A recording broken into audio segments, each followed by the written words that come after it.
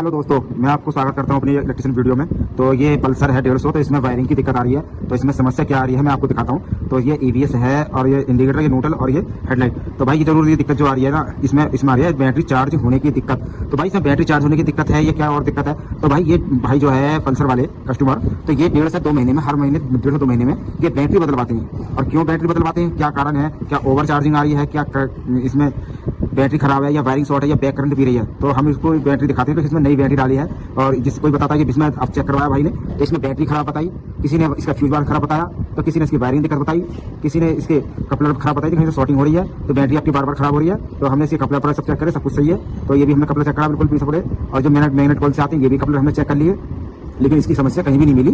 तो हमने अपने तरीके से इसे चेक करा, जिस तरीके से हम वायरिंग चेक करते हैं। तो बहुत से मिस्त्रियों के पास गया था, किसी मिस्त्री ने कहा कि बैटरी खराब है, कोई चीज़ की एक मीटर खराब है, मीटर करंट पी रहा है, या वायरिंग शॉर्ट है, इसकी वायरिंग चेंज करनी पड़ेगी।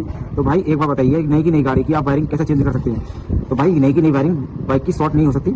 अगर कोई प्रॉब्लम है तो, अगर इसमें कोई प्रॉब्लम नहीं है तो उसमें कैसे करोगे? तो भाई सेल्फ हेल्प सब कुछ सही ले रही है, क्योंकि नई बैटरी है, 1.5 से 2 महीने में दिक्कत आ जाती है। अगर कोई वायरिंग शॉर्ट होती है तो 1.5 से 2 महीने नहीं चल पाएगी, अगले दिन ही या शाम तक ही डिस्चार्ज हो जाएगी, ये दिक्कत आती है। तो कोई तो कहने लगा भाई मैग्नेट कॉल खराब है। तो भाई ऐसा कैसे हो जाएगी नई गाड़ी की मैग्नेट कॉल खराब?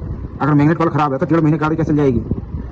आप मुझे कमेंट्स में जरूर बताना, क्योंकि यहाँ से कहने लगे कि ये बिल्कुल नई की नई गाड़ी है, नई की नई वायरिंग है इसकी बिल्कुल। उसमें और भी हमने चेक करा, चेक करने के बाद हम आपको दिखाएंगे कि इसमें निकला क्या दिक्कत है और इसमें जो प्रॉब्लम थी वो क्या थी, जो समस्या आ रही है। और बहुत से मिस्त्रियों के समझ में नहीं आया, क्योंकि बहुत ने बैटरी बदल दी, किसी ने चार्जर बदल दिया। तो एक्चुअली उसके बाद भी यही समस्या रही, लेकिन किसी ने भी इसमें नया चार्जर नहीं डाला, सिर्फ पुराना लगा के देखा। तो हमने इसमें चेक करा, तो हमें कपड़ा अपना मैग्नेट कॉल के एम्पियर नापे, तो मैग्नेट कॉल बिल्कुल एम्पियर से ओके है। और बैटरी भी हमने चेक करी, तो बैटरी भी ओके है, क्योंकि अभी 1 हफ्ते पहले ही नई बैटरी भाई ने गिरवाई है। और इसमें जो दिक्कत आ रही है तो वो आ रही है, इसकी जो दिक्कत है वो चार्जर की।